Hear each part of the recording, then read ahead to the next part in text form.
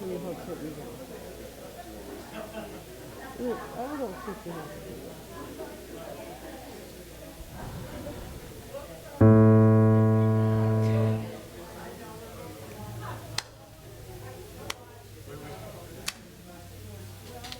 What?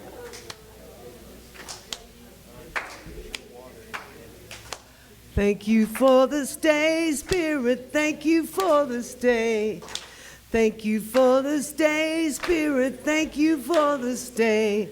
This beautiful, this beautiful, this beautiful day. This beautiful, beautiful day. Thank you for my friends, Spirit. Thank you for my friends. Thank you for my friends, Spirit. Thank you for my friends. My wonderful, wonderful friends. My wonderful, wonderful friends. Thank you for this day, Spirit. Thank you for this day. Thank you for this day, Spirit. Thank you for this day. This beautiful, day. This beautiful,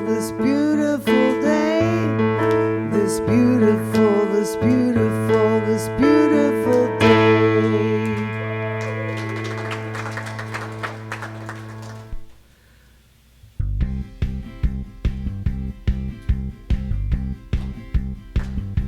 Today is a new day, new day, new day. And I can see a new way, new way, new way. It's gonna be good, gonna be good, gonna be good. 'Cause everything is new today. Today's made of soft clay, soft clay, soft clay. And I can shape it my way, my way, my way. It's gonna be good, gonna be good, gonna be good. 'Cause everything is new today.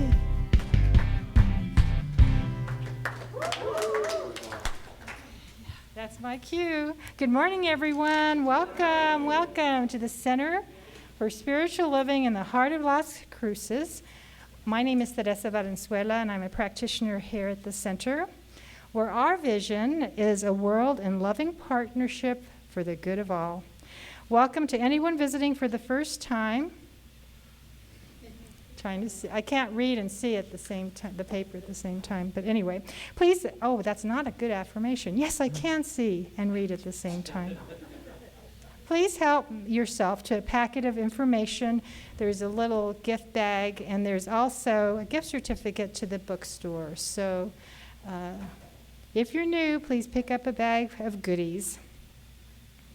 And also there's a little card in there to fill out to receive one of our emails, our email newsletter list.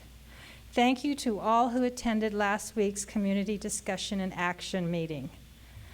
Community discussion and action meeting, right? We have scheduled another action meeting for Tuesday, July 25th at 1:30 here at the center for anyone who wants to continue the discussion and plan some action to move us forward. I think we heard about action last week if you were here on Sunday. Lots of great ideas and participation has been taking place. Thank you to everyone. Please note our community book study is on hiatus until August 3rd. Teresa, your book study. So we are starting on August 8th, the book Enchantment by Catherine May.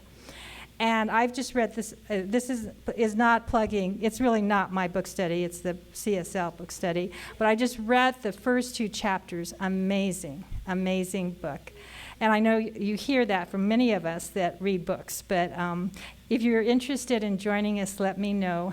And we start August 8th, 1:30 to 3 o'clock, Tuesday afternoons in the social hall. We have registered to participate in Southern New Mexico Pride Festival, held the first weekend in October, because our new board president, Carrie Porter, stepped up to coordinate. There she is at the doorway. To coordinate this activity. She's taking action. Please sign up to help her with setup, sales, and tear down, and the sign up is in the social hall. We love hosting the NA and AA meetings, and in order to keep our grounds clean and safe, we need some cans with sand for cigarette butt collection. If you are handy and want to paint or create such cans for out back and out front, please let me know, well, not me, but I think Reverend Bonnie know, and have at it. Thanks. You can let me know as well. Saturday, August 5th from 8:30 to 1. Whoa, we will have another sidewalk sale here, and we have folks already signed up to help. So stop by and visit and buy. Next board meeting is August 13th after service. In September, our precious Sharon Bray will be teaching an oil painting class. Please see you want to wave your hand, Sharon? Yay. So see the table in the social hall for more info. So we believe in the power of prayer, which we call spiritual mind treatment or affirmative prayer. Please fill out a prayer request, which can be found in pockets on the chair backs. There is a God can in the back as you walk out of the social hall, or you can leave in the offering plates as well. And you can still use our prayer request button on our amazingly up-to-date website. Our prayer team, made up of practitioners and ministers from the 4 local New Thought groups and communities, will pray with you in regard to your request. In addition, should you have something you would like a quick prayer treatment for after the service, we have practitioners here wearing these nice, beautiful stoles that were gifted to us. There's Judy, me, Bob over here taking care of the technology. We'll be around the room after service to provide prayer for you. And fill out, very important, fill out a gratitude card for what you are grateful for, because we read those when we come together on Tuesday afternoons. Love to hear how Source is manifesting wonderful things in your life. Now it is time for song, silence, and prayer. Truth.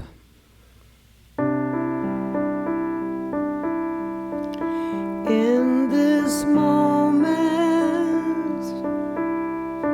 I am truth.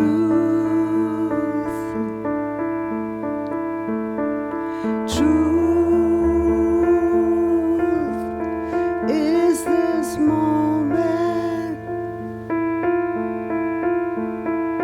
Truth, truth, truth. This moment is what I am. Light.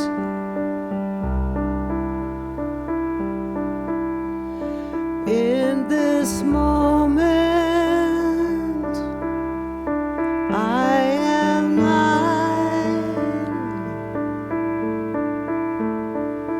Light is this moment. Light, light, light. This moment is what I am. In this moment, I am still. Still is this moment. Still, still, still. This moment is what I am.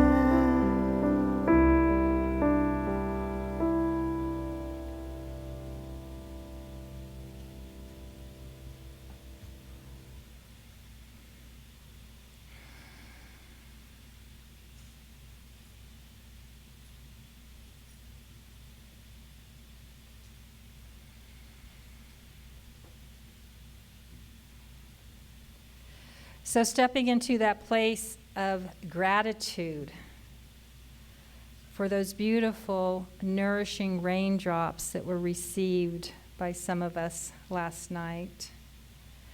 And just stepping forth and remembering that there is one infinite source, divine creative mind, knowing that that nourishing rain flows from source into, through us, and around us, and always as us. Love and joy, wisdom, compassion. That is the nourishing balm that each and every one of us are gifted. I receive. I receive. And in doing so, it just radiates out into the world. And so this morning has already started that flow. And just so grateful for the music and Reverend Bonnie, for the tech team, and for all of you that chose to be here with us this morning, whether here in the room or on Zoom. And for those of us who choose to watch this beautiful Sunday morning through YouTube, we are blessed. We are one. And we are taking action so that our vision of a world that works for all truly flows out into our community and into all over our planet. And so it is. Today's reading is out of the Science of Mind, page 436, if you're taking notes. Entering the Kingdom of Reality, Matthew 7:21. It is not everyone who says, "Lord, Lord," who enters the kingdom of harmony. Only those who do the will of love can enter.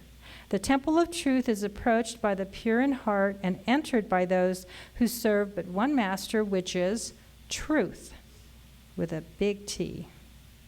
The wise man builds his house on the solid rock of truth and not on the shifting sands of instability. He measures causes by effects and estimates reality by that which is real and enduring. The foolish man, living only in sense perception, has no measure for reality and builds his home on false opinion and erroneous concept.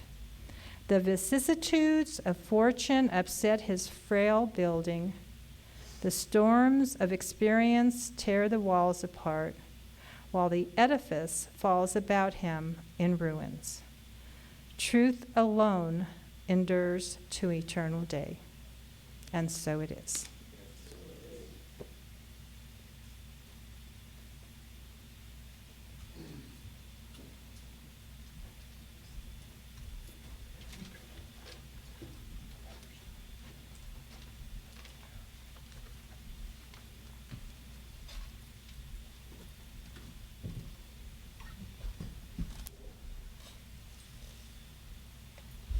This song is about perspective and the way that you look at things change, how you see things, kind of.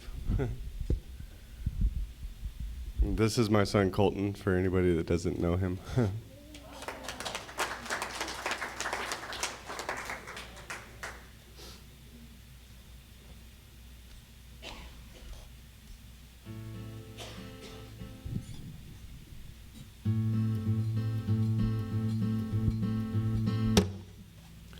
I met a man of 2 feet tall. This man was quite ambitious in a world that is so vicious to us all. And I said hi, as he replied. He said, listen to these words that I have lived by my whole life. You're only as tall as your heart will let you be, and you're only as small as the world will make you seem. When the going gets rough and you feel like you may fall, just look on the bright side. I'm roughly 6 feet tall. I met a man of 12 feet tall. He towered like a giant in a world that is defiant of his height. And I'll say hi, and he'll reply, listen to these words that I have lived by my whole life. You're only as tall as your heart will let you be, and you're only as small as the world will make you seem. When the going gets rough and you feel like you may fall, just look on the bright side, you're roughly 6 feet tall. I am a man of 6 feet tall, just looking for some answers in a world that answers none of them at all. And I'll say hi, but not reply to the letters that you write, because I've found some peace of mind. 'Cause I'm only as tall as my heart will let me be, and I'm only as small as the world will make me seem. And when the going gets rough and I feel like I may fall, I'll look on the bright side, I'm roughly 6 feet tall.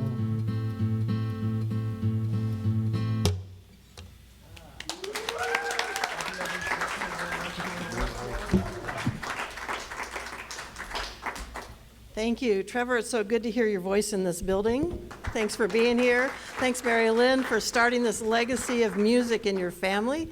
And now your grandson also. Thanks for being here, both of you. Beautiful. And the message in the song was also perfect, as usual. So good morning, everyone. I'm Reverend Bonnie, the community spiritual leader here at the center.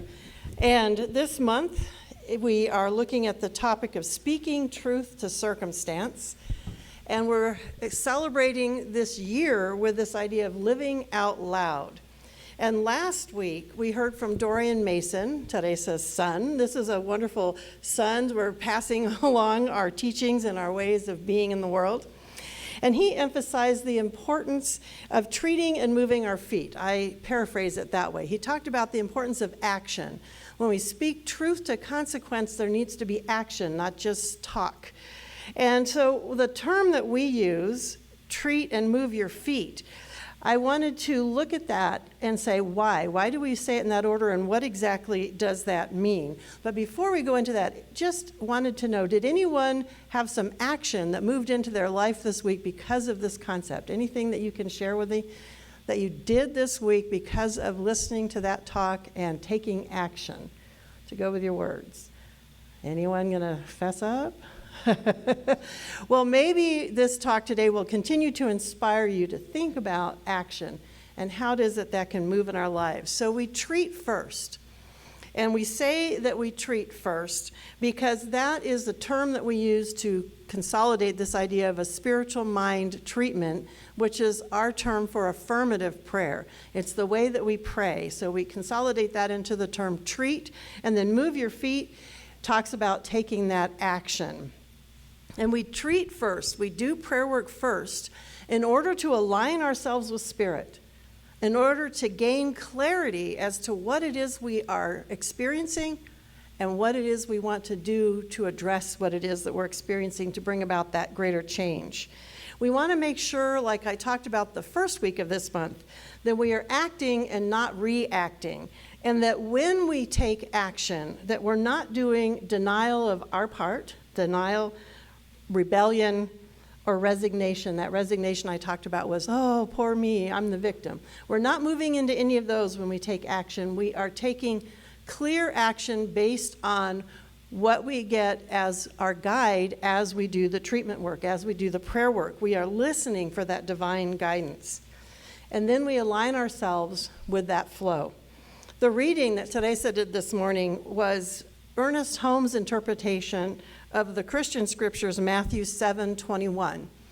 And those scriptures are sometimes interpreted, depending on which version you read. Not everyone that saith unto me, Lord, Lord, shall enter into the kingdom of heaven, but he that doeth the will of the Father are those that will enter the kingdom of heaven. Ernest Holmes interpreted kingdom of heaven as kingdom of reality. So I looked this up online because I wanted to see what other interpretations there were in addition to Ernest Holmes. And what I found was there is more to following Jesus' teaching than just speaking.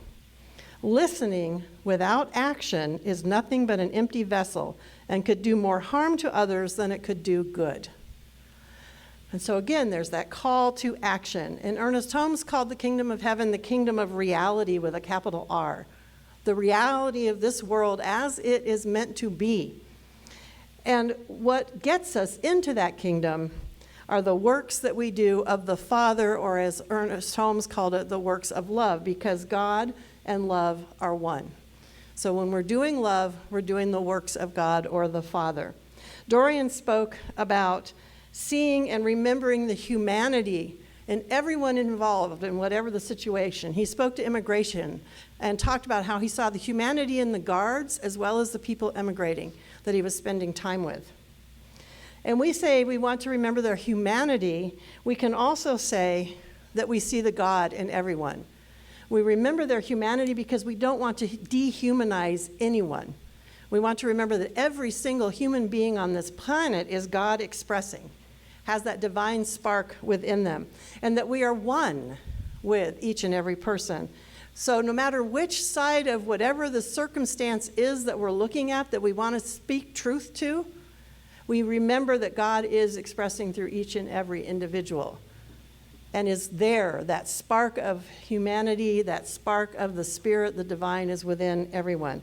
So we treat first, we do our treatment, because the first two steps of treatment are, first of all, what God is. We remember the truth of what God is, love, harmony, peace. And the second step is we are one with that. We are one with that, and so is every single person involved in the situation or circumstance. As hard as that is to remember or believe sometimes, we center into that place so that our actions take place from that remembering. Then our actions move from that place of oneness. As Ernest Holmes also said in the Science of Mind text, and this is on page 436. Oh, this is what she already read for you, I'm sorry. Only those who do the will of love can enter the kingdom of reality or the kingdom of heaven. So I'm sure you've heard it said that you can vote with your feet. Heard that phrase? Vote with your feet. In other words, where you go and take yourself and spend your dollars and take your business, that is your vote of confidence, or that is your vote to support that place. So we can vote with our feet, which could also mean we can speak with our feet. When we're speaking truth to circumstance, we speak with our actions, where we take our business, where we take our support and our actions. And we can do this with love. We talk in our community commitment of speaking the truth in love. And we want to speak the truth in love to each other and to circumstance out in the world. And so that reminded me of the 5 love languages. I'm sure some of you have already heard about that Gary Chapman wrote about in 1992. He wrote a book on the 5 love languages. And I thought, well, how can we take those 5 love languages that were intended for personal relationships and apply them to speaking truth to circumstance, because we want to speak that truth in love. So those 5 love languages are words of affection or affirmation, quality time, acts of service, gift giving, and affection or physical touch. So your love language then is how you feel most loved, what speaks to you and makes you feel loved, and it's also how you give love back out to people in your life and to the world. So he's broken it down into those 5 categories. And so I'm looking at it this week and saying, how do we then do love? How do we take the action of love and use those 5 love languages as our way of expressing love in the world? How can we speak truth to circumstance in love with our love language? So now the reading from Ernest Holmes. This is on page 159. We shall often need to know that the truth which we announce is superior to the condition we are to change. So we're looking at changing conditions when we're speaking truth to circumstance. In other words, if we are speaking from the standpoint of the Spirit, then there can be no opposition to it. It is only when we let go of all human will and recognize the pure essence of the spiritual principle incarnated in us that thought rises above a belief in duality. Now remember, duality is when we think there's an other and us. So we raise our thinking above that belief into oneness. He said we should consistently vitalize our faith by the knowledge that the eternal is incarnated in us, that God itself goes forth anew into creation through each one of us, and that in such degree as we speak the truth, the Almighty has spoken. Do we speak our truth with that level of confidence and awareness? And how do we speak that truth using those 5 love languages, remembering to speak it in love? So I want to start today by looking at speaking truth to circumstance in the love language of quality time. When Dorian spoke last week, he said, I just spent time with them. I wasn't a lawyer. I couldn't take up their legal case for them. I didn't have a lot of money. All I could do was just spend time with them. And I thought, there is no just to spending the time with them. Just like I said, there's no just in being a friend. A friend is an important thing. Spending quality time with people is a valuable way of expressing love. He was showing his love for the people that were seeking asylum here by being with them, spending time with them, listening to them, connecting with them. And so I thought about how much time do I spend, quality time, addressing the circumstances or situations in my life that I want to see change. Whether that's people in my life that I want a different relationship with, whether it's situations in the world at large. How do I spend quality time? And that might look like listening, being with people who are different than me, and listening to their side and figuring out how do we connect despite our differences, paying undivided attention to the situation. That's quality time, not on my phone, but actually spending quality time. So if your love language is quality time, think about how it is that you might spend quality time with whatever the situation or circumstance is in your life that you want to speak that truth to. And that's the way you speak it, through your love language of quality time. The second one I wanted to look at today is gift giving. And I know that some people, when we talk about speaking truth to circumstance or speaking truth to power, as I was talking about on the first week, some people aren't comfortable using their words. They feel like they don't want confrontation. They don't want to be there with the words. But they have other ways of being present and supporting in the language of love, of gift giving, that they can use, and it's very powerful. I thought about my mother, who I don't think ever marched, and she never wrote letters to politicians. But when I took care of her affairs, I found a shoebox, and it had a divider for each month. And behind that divider were envelopes with places that she wanted to support that work that they were doing. All kinds of different places. And she had about 5 for each month that she would send a certain amount of money to. And that was her way of gift giving and supporting and speaking her truth to those circumstances and being present in love to support them. So there's all different ways that we can do this. We can look at the issues that we want to see changed and how it is we can speak our truth through gift giving. And gifts can be money, they can also be items. My stepmother has a quilting group that she spends time with every week. And they took on the project of making sanitary napkins for girls in parts of the world that don't have access to sanitary things. And these girls then couldn't go to school when they were on their period because they didn't have any way to take care of that.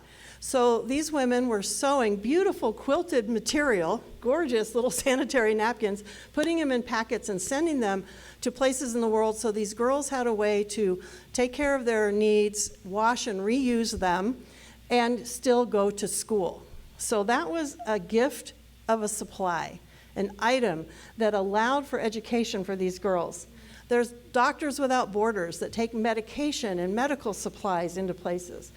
I know people who knit sweaters and send them to parts of the world where people need to be warm. We can't even imagine that right now. But those are different ways that our gifts can be items and things in addition to monetary supplies.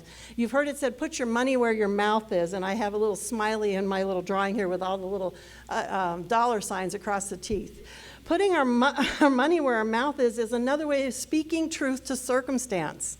We put our money where we want to provide support and supply, whether it's through items or through actual money. And I know I've been called to task again that we don't often speak about money from this platform. It's one of those things that, especially as the minister, I try to avoid being the one to talk about it. But the truth is that this building, the Center for Spiritual Living building, would not be here if it were not for your gifts. If it were not for the gifts that are given throughout the year to keep this building open, to keep the lights on, to be cool in the air conditioning. And so I've recently heard this rumor, so I'm speaking it from this platform, a circumstance that's out there that says that we might want to sell this building. Well, we would not need to sell this building if the gifts rolled in to the level that we need them so we can afford to stay here. We don't need to sell the building as those gifts increase. Or should we find something better and selling the building would help us get there? Those are the two situations that one could talk about selling the building, and that's the only reason it's on the table as part of the discussion. And we wanted to know the value. What do we have? What are we sitting on as an asset here? This is an amazing space, and it does have value. And it takes those gifts to pay the salary, to keep the lights on, to meet our needs. It takes about $2,000 a week to meet our operation expenses. And that, right now, would require about $25 to $30 a person a month increase so that we meet it comfortably. Now, the way we've met those expenses in the past, that little shortfall there from the gifts that come in on Sunday, is through the events that we do. And because of COVID, those events tapered off, and we're ratcheting back up. We're trying to have more events, more ways of bringing funds into the building so we can be here to provide the services that we do. And that's the other love language, acts of service. That's a way that we share our love with the world. And the love of this community goes out through acts of service because of the gifts that support the building and the space for us to gather and do that. We are in this place to bring about positive change in people's lives so that people can experience more joy in their lives. It's a place where people can share the beauty of their artwork. I love that we have the art walls. And thank you, Gretchen, for continuing that process. It's a place where the artists among us can share their gifts, and we can see the beauty that they're bringing into the world. It's a place where we gather so we can grow together, where we can connect. Not to mention the healing that takes place here through the classes, through NA and AA TOPS, and the support that we provide the LGBTQ community through Singing Out, and all the healing that takes place with the prayer that goes on in this building. Your love language that's spoken in the form of gifts gets translated into acts of service right here in this building.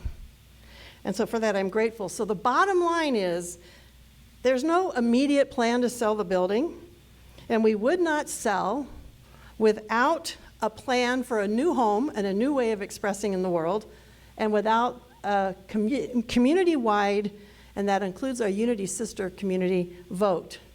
So please squelch that rumor as something that's in action. It's an option, and it's only an option if those gifts don't keep coming in. And I, for one, believe that God is our supply.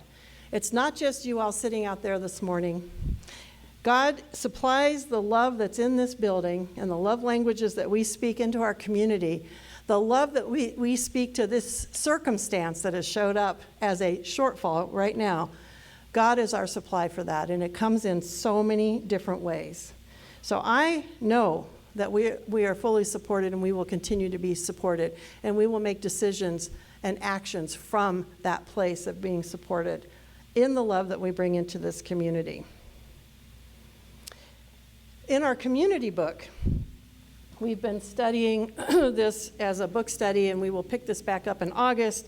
But in here, Peter Block talks about how it is that you create a world where people are known for their gifts as opposed to their deficits or disabilities. So picture that. You're known for the gifts that you bring into the world, and those gifts, like I said, can go beyond money and items. They're also the gifts that you bring, and this is the way he words that. He says, we each have to deal with the extent that we are bringing the gifts given to us at birth or beyond into the world. We are aware of our deficiencies beyond belief or utility. What we are blind to are our gifts, the ones unique to us. These are qualities we have not earned, but that have come to us as an act of grace. Our work is to know and accept these gifts, for acceptance is what is required to bring them forth. So you first accept what your gifts are, and then you're bringing them into the world. So he gives us some questions we can ask ourselves to see where those gifts lie. What is the gift you currently hold in exile? Is there a gift you're hiding from the world? What is it about you that no one knows about? What are you grateful for that has gone unspoken? What is the positive feedback you receive that still surprises you?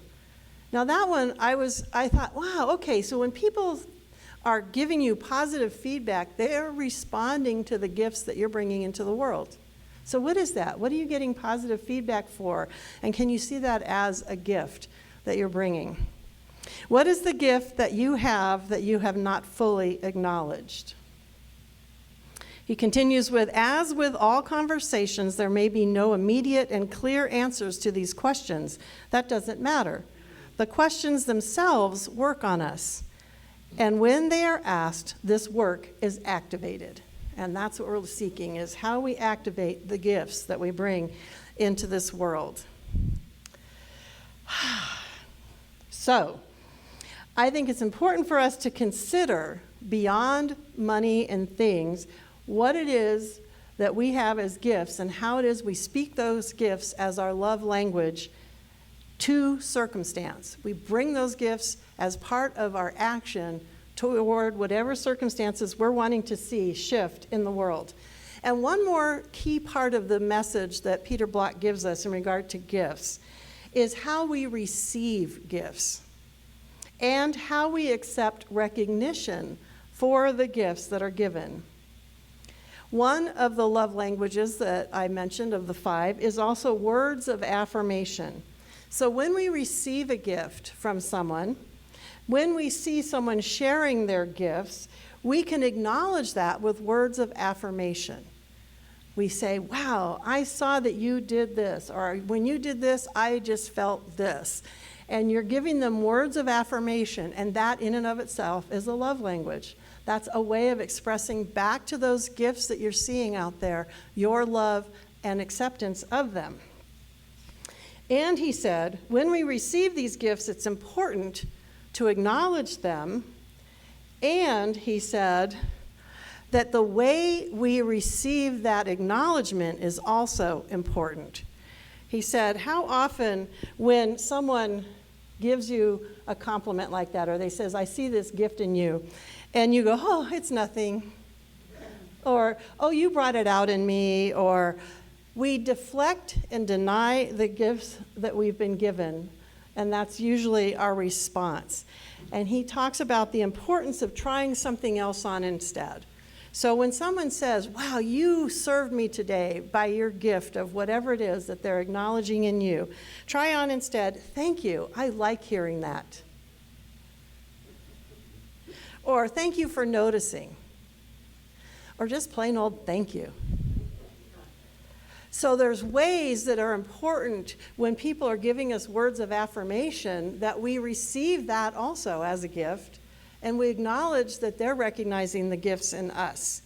So by now you're probably seeing how these love language gifts and ways of speaking or being love in the world are all intertwined. It's hard to separate them, even though acknowledging the different ways that they are expressed, I think, is key and is important. So I want to move to acts of service, and I've already touched on that a bit, but acts of service are when we see circumstances in the world that we would like to see changed or be different. How are we bringing acts of service to meet that? How are we using our acts of service as a way to speak truth to those circumstances? Well, once a month here in Las Cruces, there are a group of us that meet, and we're considered faith leaders in support of the unhoused. And unhoused is the new term that is being used to describe people who are homeless. And there was a little discussion about, there are people in the room there that have been unhoused or homeless and what they prefer. So I'll just throw both of them out there for you. But we get together, and Reverend Carolyn is the person who, who spearheads that. She facilitates that group. And this last week when we met, I met two people from the Heart of the World Church, which is a church on Valley across from the Walmart down on Valley.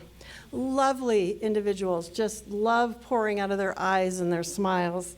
And the gentleman that I met from there said that their goal, their mission, is to put skin on what Jesus would do. Yeah. So every Tuesday at 9 o'clock, they put together bags that they have items they put in these bags that are part of their budget every week. They have bought enough items to make 20 bags to keep in-house, 25 bags to take out on the street. The 20 bags for in-house, they have an open lobby that's locked to the rest of the building where people can come in and cool off. They can plug in their phones, recharge. They can get water given to them in that moment, or they keep soda on hand, and they give them a bag. And the bags have things in them. Oops, I throw my book on the floor. Sorry. I made lists here in case anybody wants to know what these items are. Things like frozen water bottles. They have individual packets of Jif to go, it's called, peanut butter. A sleeve of saltine crackers. They have individual servings of tuna, a fruit cup or applesauce, healthy servings of anything that you can get in single serving that they can open and they don't have to cook. Fruits and vegetables. And the people from Community of Hope come to these meetings, and she suggested that you also might include, if you want to help and give out to the people that are right now dealing with this heat with no shelter. Bear that in mind. They have tents at Community of Hope. They are dealing with this heat. They can benefit from frozen water bottles, small bottles or tubes of sunscreen, or small bottles of aloe vera gel because they do get burned, or umbrellas that can create shade for them, hats, and even trash bags, because part of what the people that do have shelter complain about is the people that don't have shelter leave their trash around. And so if we give them trash bags, that helps with that situation as well. I've made lists here because I was inspired by what they're doing. They have invited us, if you would like to join them at 9 o'clock on Tuesday, putting those bags together. They welcome that. Or they welcome us creating our own bags, and we're on this end of the town and they're down there on Valley, and augmenting what they're doing. Because like I said, they do about 45 bags a week. They also get together on Wednesdays at 9 o'clock and serve families that do have places where they can cook, but they need some extra food. So they have canned food and other things that go out on that day. And so they welcome help on that day as well. They also welcome, so this is to those of you who work on the tithe committee, any donations that we might want to make to help them purchase the items that go into these bags. So, and then that's not the end of what they do. On the third Saturday of every month, they have teams of up to 200 volunteers that get together in teams. And there's one team that does yard work for people that can't get out and do yard work anymore. And one of our own, Amy Rohr, also has a group that does that goes out and helps with yard work. And so she's always looking on Facebook for help when they have a yard that needs attendance. They also take cookies to first responders, police and fire mostly. They have a water ministry that takes the frozen bottles of water and gets them out to people that are in the heat. And they have a prayer team that goes into communities where there's extra violence or a need for prayer, and they walk in prayer in those neighborhoods together to bring prayer into them. Or they go out to the Roadrunner yard place. What am I trying to say? help me. Where the cars can pull over, rest stop, thank you, there we go. They go to that Roadrunner rest stop out there and they pray for all of Las Cruces if they don't have a specific place that they're targeting. And so those are also open, of course, to anyone who might want to join in, or to me, they're great ideas of ways that we can also augment what they're doing. And I was so thrilled to hear this that I told him, my words of appreciation. Thank you so much. I am so grateful to see a group of people under the name of Christian through this amazing church who are serving people and not creating more division and hate in the world. And I told him that. I am so grateful. It made my heart sing to hear that they were doing this. And they looked so joyful. You know that it was feeding them as much as it was feeding out. So to me, these were ideas, food for thought, ways that we can look at bringing our acts of service to a circumstance, speaking truth to that circumstance. And then lastly, we have the fifth one is affection or physical touch. And I always, these are 5 love languages within a relationship like a marriage or a family. But I think physical touch appropriately is also part of what this community brings to each other. There are many people who get their hug from another person here. They live alone, they don't have that physical contact at home, so just that hug is important. So I caution us to be sure to ask. Ask if the person wants a hug before you just grab them, because some people are uncomfortable with that. There's also the handshake, the touch of even the hand. And I think, too, if we just take someone's hand and look them in the eyes, and then those words of affirmation, you gifted me with this. I'm so grateful that you're in my life because of this.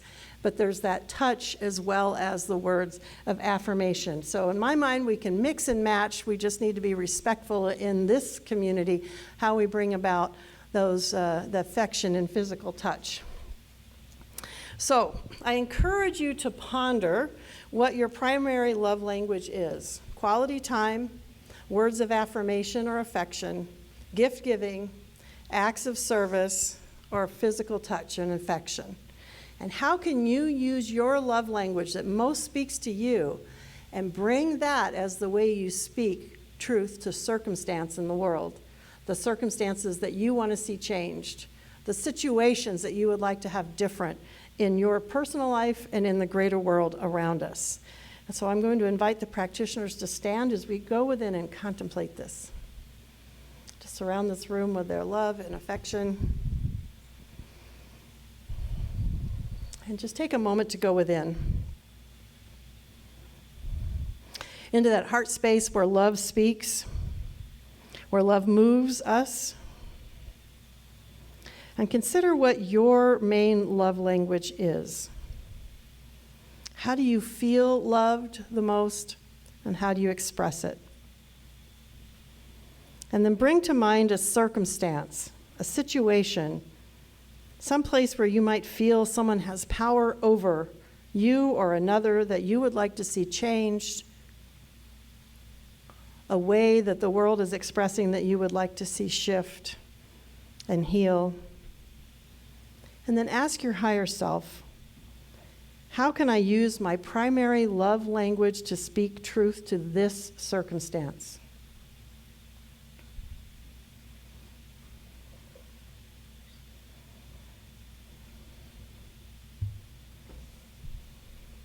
What needs to be said, and what is mine to do?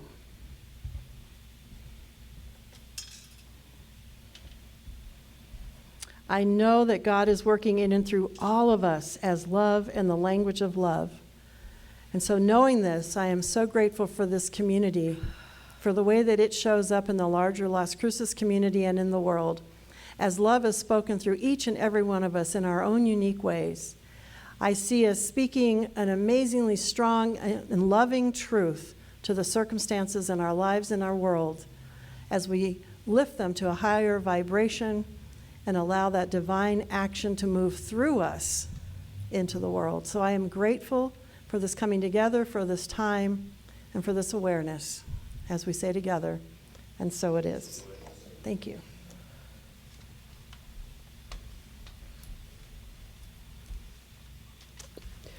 Okay, so we have 3 generations up here now. Yay. This song speaks to depression.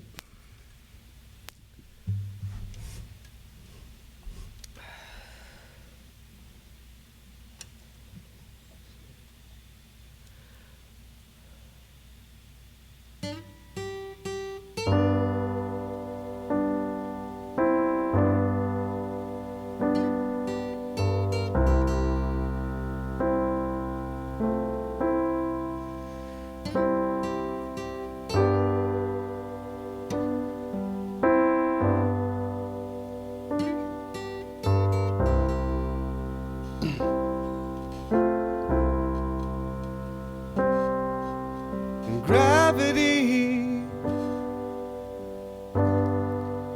is working against me.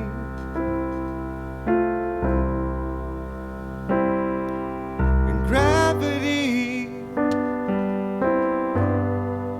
it wants to bring me down.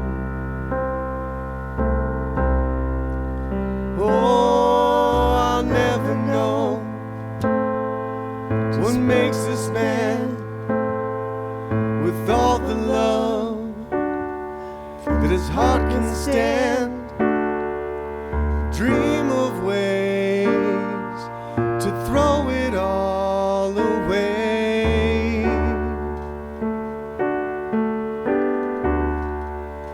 Whoa, gravity is working against me. Oh, gravity, it wants to bring me down. Oh, twice as much ain't twice as good, and can't sustain like one half could. It's wanting more, it's gonna send me to my knees.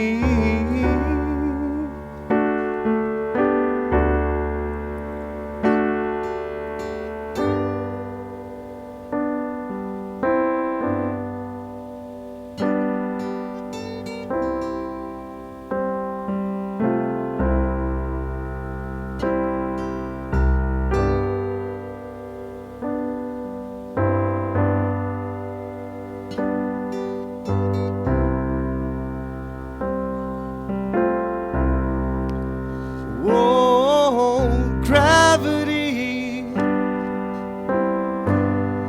stay the hell away from me. And oh, gravity has taken better men than me. Oh, how can that be? Just keep me where the light is. Just keep me where the light is. Just keep me where the light is. Won't you keep me where the light is?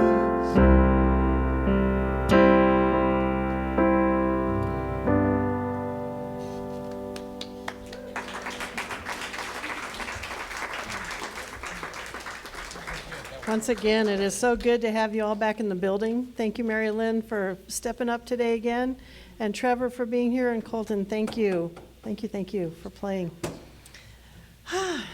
Beautiful.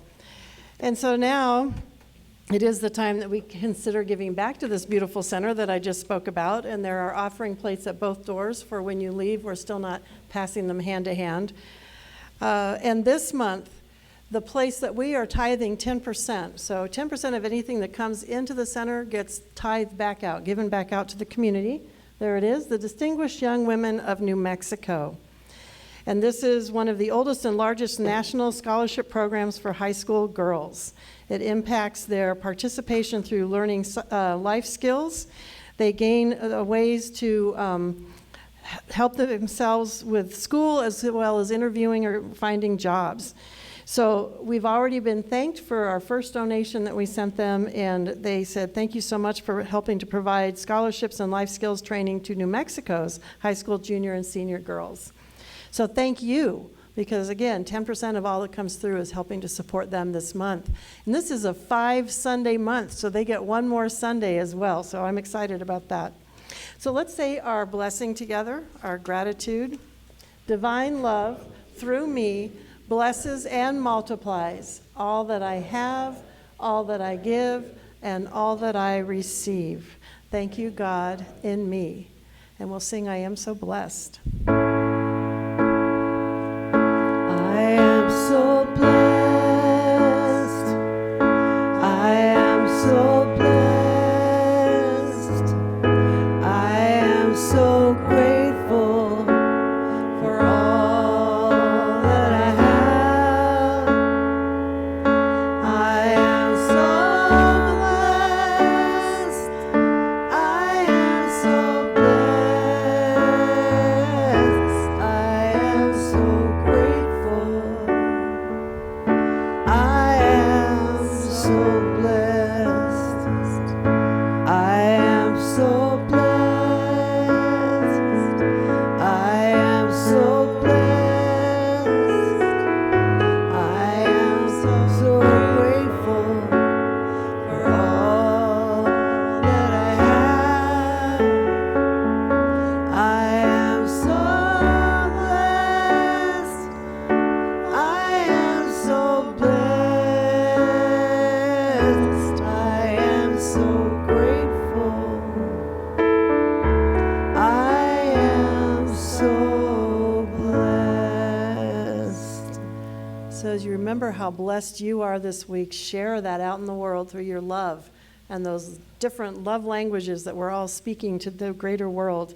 I have sheets of lists of things that you can put together and give people if you run into them on street corners or whatever. Remember, frozen water bottles right now are crucial and key. So if you can do that and just hand some of those out during the week, that would be great as a way to help alleviate some of what people are experiencing. So let's stand and gratefully sing our closing song.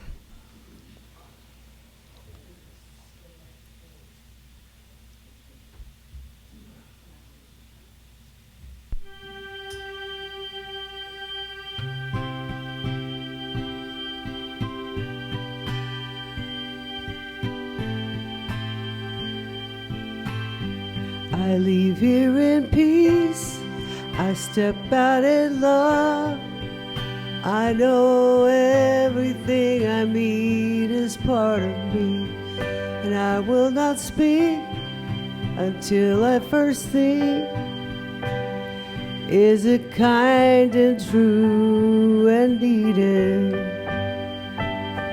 One life, God's life, my life now.